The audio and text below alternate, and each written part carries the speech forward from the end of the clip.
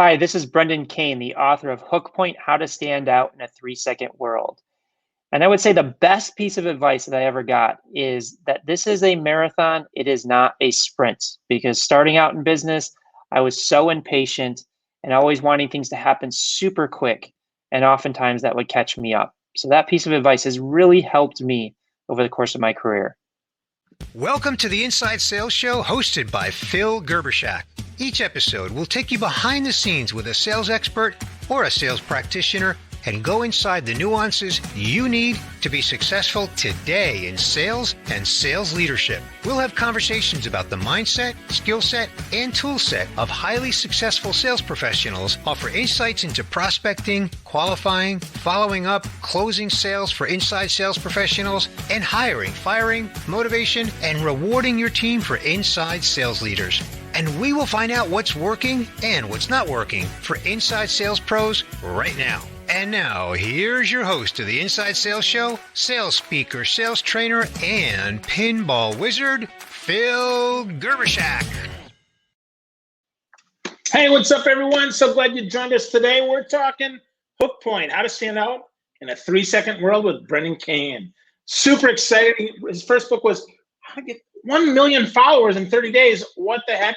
And now he follows it up with this soon-to-be bestseller. Congratulations, Brendan. It's good to have you here. Yeah, it's a pleasure to connect with you, Phil, and all the listeners out there. Yeah, cool. So we got what? Someone says stop. That's interesting. Well, maybe that means hammer time. I don't know. Or maybe we'll collaborate and listen. I don't know what that is. But Brendan, what the heck is a hook point, man? So a hook point is really at the highest level to grab attention because we live in a 3-second micro attention world. And the reality of it is we're no longer just competing against our direct competition. We're competing against every piece of content out in the world, whether it's competing with LeBron James or the latest Netflix film or The Rock. Like, people are constantly swiping and swiping and swiping. And because there is so much noise in the world today, you've got to find a way to get somebody to stop, to pay attention to what you have to say. So a hook point is a tool that allows you to win the first part of the conversation and allows you to get to the next part. Now, there's 3 core pillars to making a hook point successful. The first I just described is grabbing that attention, and we can dive into different tactics of how to do that next. So the first is creating that hook point to grab that attention. The second part is, once you have the attention, what is the story that you're going to tell to maintain or retain that attention? Because at the end of the day, we're not talking about clickbait here. Once you have the attention, you have to do something with it. You have to retain that audience. And then the third is, are you doing it credibly? Are you doing it authentically? Is it coming off like people can trust and believe in what you're saying? So all 3 have to play together in order to be successful, because if you can't grab attention, you'll never get to your story. You'll never get to your product or service. You'll never get to your pitch. If you grab attention but your story isn't good, then you lose the attention you just gained. And then third is, maybe you grabbed attention and have a compelling story, but if people don't believe it, then it falls flat. Wow. That's a great philosophy. That's a great model for us to follow. Let's start at the end of that first, because I think a lot of people miss that. I really think, people that aren't credible often can do the first 2, but then the third one whiffs there. And I see that sadly too often. I've been online a long time and I see that. So what does credibility actually mean? How do we know that someone's credible, and why is that so important, Brendan? Well, if people don't trust or believe you, they're either not going to take the action that you're looking for, or it may have backlash in your brand and they may share to other people that you're not credible and not to believe you. But really, the best way to determine whether you're being authentic or people are believing and trusting is have a clear KPI that you're measuring your content or your campaign against. And that will help you determine, is it resonating from a credibility standpoint? Now, with that said, there's different reasons that your KPIs could not fall into place. It could be, again, you're not winning that first part of the conversation, you're not telling the story properly, or people are not believing what you're saying. One tool that you can do is just looking at the comments around your content. Now, with that said, I want to say with a grain of salt, because no matter what you're doing, if you're doing it at scale, you're going to get negative backlash from your stuff. It's pretty much unavoidable. I've never seen an instance where there's 100% positivity. So you've just got to determine how much of the negative is coming in versus the positive. Is it 50% negative? Is it 5% negative? And then you can make a determination from there. Awesome. That makes sense. So positive and negative, that's good. Also, is depth of content or comment, is that important as well? I mean, do you expect that people are going to leave like a thoughtful comment? They're going to just be like, hey, that was awesome, something like that? It depends. Different people have different levels of time that they can commit to things, and thus they'll spend more or less time. I would just say look at the volume of the comments and not necessarily overtly in depth, because I've seen some crazy in-depth comments that were just obviously somebody was not in a psychological state of mind to be writing that, or they've gone through something else that day that is obviously impacted. But another tool that you can look at, and we look at this a lot with analytics, is both organically or paid, is to determine whether it's really the authenticity that's killing it, is look at the number of the views that you generate to reach. So a view today is not counted at the 1 second mark, it's counted at the 3 second mark, because a while back, the advertisers were up in arms that they were getting charged at 1 second, which shows no intent at all, because people can scroll past it, not even look at it, and get charged for it. So views to reach ratio is a really good indicator to see if your hook is working, to see if you're getting actually people to stop in the feed and even pay attention. Then the second metric when we talk about stories is really the retention. Okay, now you've made it past that 3 second mark. What does that retention graph look like? How much time do they actually spend with it? Did they spend 10 seconds? Did they spend 30 seconds, 2 minutes? That will help you if your story is retaining them.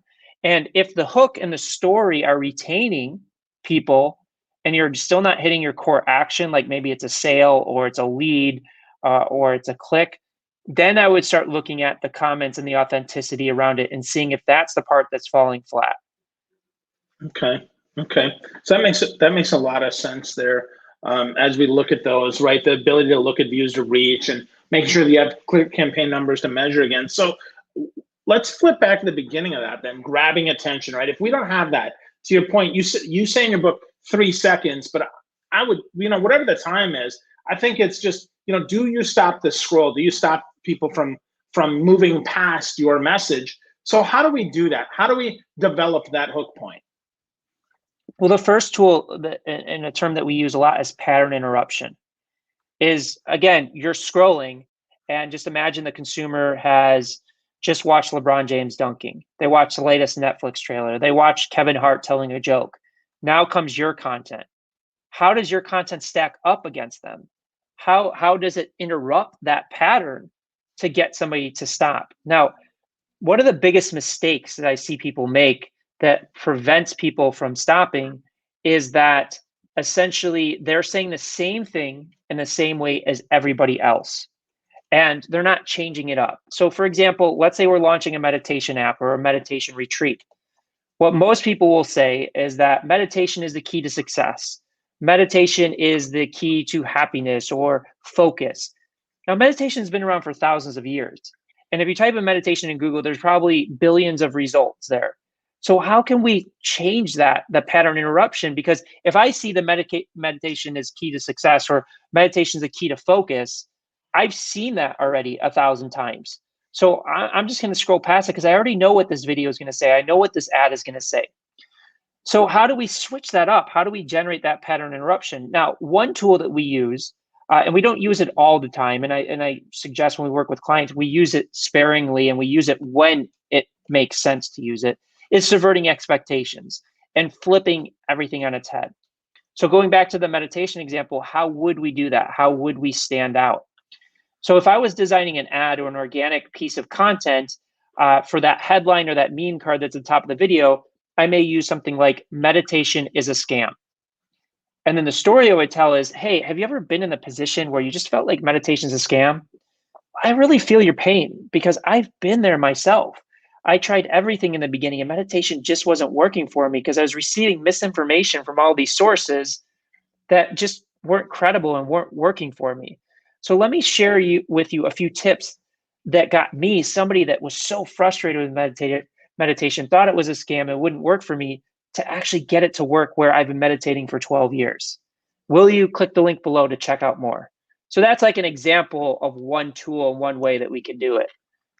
Yeah, that's interesting. That's subverting expectations. I see that a lot in the sales space where people say, cold calling sucks, or LinkedIn doesn't work, or don't use Instagram to prospect, or whatever like that. Definitely interrupting the pattern, but often then they don't deliver on that promise in the story, or the story's like really boring and vanilla. So how do we create that compelling, memorable story, Brendan? Well, first off, to your point, is like if you've already seen a lot of people using it in your space or using it in a particular way, you're going to want to make sure you differentiate yourself from those people. So that's one element.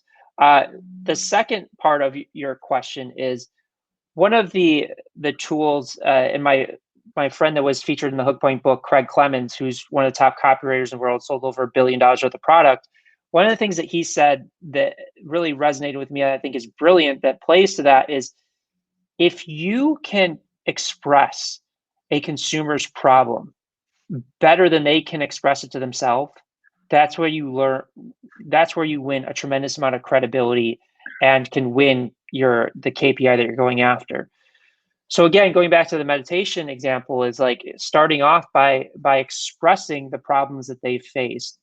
No, and expressing it in a way that I've been there before. I understand what their feelings are about the subject or what they think about the subject, and then speak to that, and then speak to the solution and how it solves. That is one great way. But again, to your point, is these other people have done it, and either what you're saying is their story broke down, or they can't deliver, thus their trust and credibility is deteriorated. So that's one way that I kind of look at it, of making sure that once we have that attention, we're doing something with it, and expressing somebody's problem or solution better than they could express it to themselves is one of those great ways to win that. That's why it's so important to figure out who we actually serve in these cases, because if we don't have any idea what their problem is and how we can solve it, and what the real core of the problem is. And I think that's super important. But you say three seconds, right, in the book, and I'm going to guess you mean it's the 3 seconds to grab the attention, right, to get the hook first, and then to drive that story through. Is that right? Just to make sure. 100%. Right? Yeah, 100%. Most people, where they struggle is that in the first 3 to 5 seconds, they'll overwhelm the person. They'll try and express their purpose. They'll try and express their why. They'll try and express their product or service when we're not even there yet. You've got to just get them to stop first to pay attention to the next part. And don't get me wrong, like your purpose, your mission statement, your USP, your product service, it's all valuable. It's extremely valuable, but it doesn't mean anything if you can't get them to stop first. Like it doesn't, because you'll never win the next part of the conversation. Yeah, for sure. If they're not listening to you, I always joke when I'm doing sales training or sales coaching, people, the goal, people are doing 87 things. Your goal is to get them to lift their head up and say, what? There's something there that I should be listening to, as opposed to forcing so much through the USP or through the value prop or whatever the heck you want to call it. So absolutely, I totally agree with that. So what are some other errors, Brendan, other than kind of yakking everything at people at once, do you find? Yeah, it's overwhelming them is one. Telling people the same thing over and over again is the same. One of the other big mistakes is when people are designing content, they're designing it for themselves and how they perceive the world, how they perceive people's challenges, not putting themselves in the other person's shoes. And we use a communication framework in our agency that's used by the likes of NASA, Pixar, Audi, Bill Clinton, to connect with people on scale. And one of the biggest things that we've recognized is that oftentimes we perceive the world in a specific way, and the larger population may perceive the world differently. And it's less about the content and more about the context. How are you contextually wrapping your message so that it speaks to the larger population? So for example, there's a big percentage that perceives the world through thoughts and logic. There's another big percentage that sees it through feelings and emotions. Other people see the world through values and opinions. Other people see it through humor and comedy. So when we're looking at crafting a message or crafting a hook point or telling a story, we want to make sure that we're hitting all of the ways that people perceive. So if I'm telling a story or creating an ad, I want to make sure that I include some facts and data for the people that see the world through thoughts and logic. I want to express how it's going to make them feel to work with us or to buy our product or service. I also want to express my opinions and my beliefs about this product. And then intertwining some humor about how awesome and fun and crazy it's going to be to use this product. So really differentiating it, because if I just speak through thoughts and logic, then ultimately what it could do is tune out up to 70 or 80% of the population. So that's another big mistake that we work with our clients a lot on, is to make sure that they understand how they're communicating and how they can contextualize their message and their story to reach more people. Awesome. That makes so much sense. Well, we got a question here from Michael Garrettson. He says, I've found that sometimes we develop hook points with too much inside baseball, right? We think we'll grab them.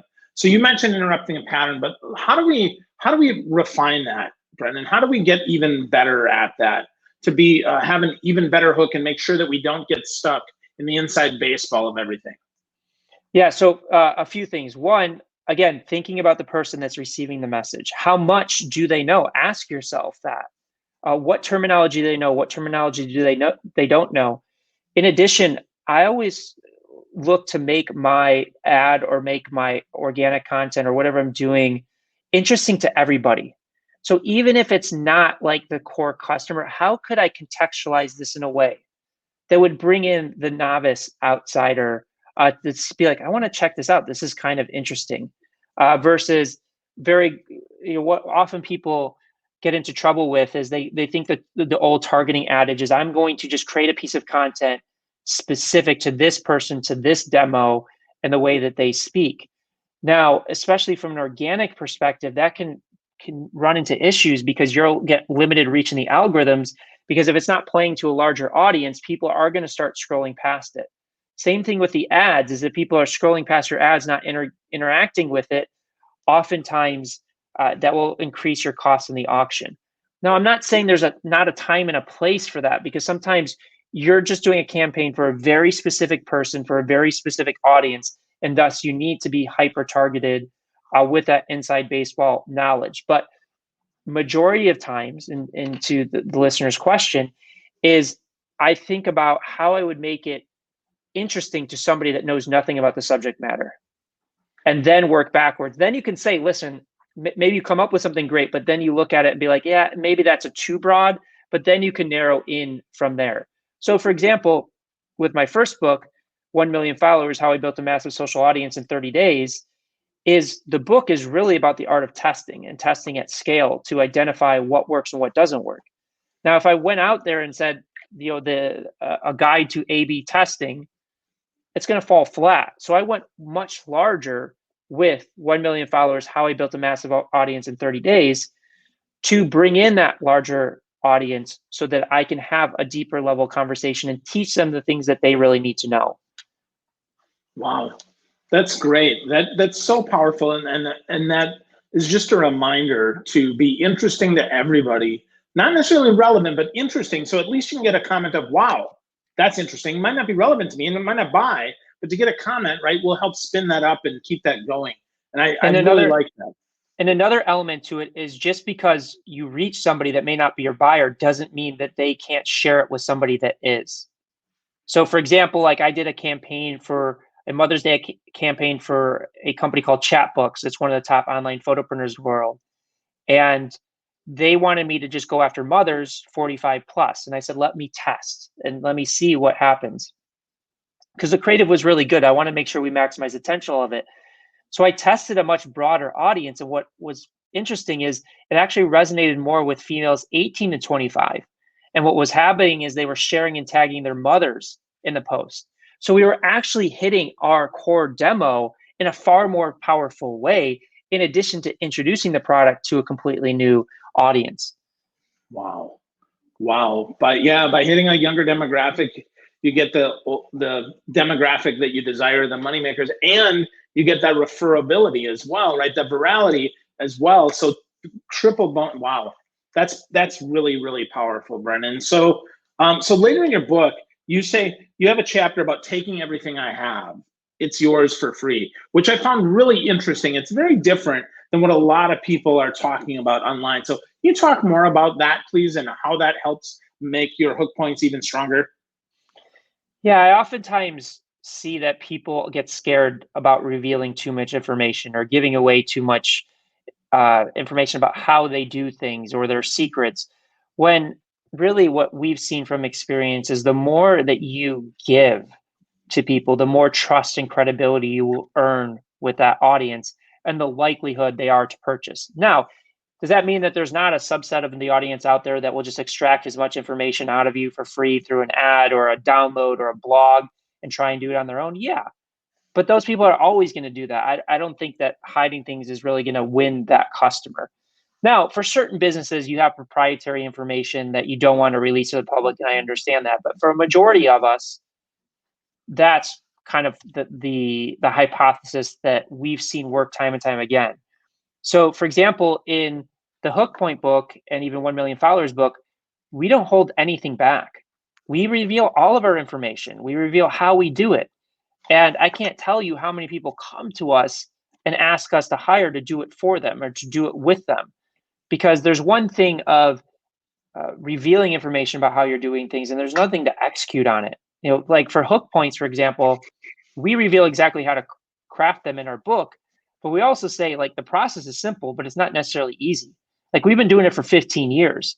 So what we can do with our experience and our data that we've collected around this stuff is going to outmatch most of the time somebody that's just diving into a book for the first time. So that's why we offer that service of creating hook points for people if they want it.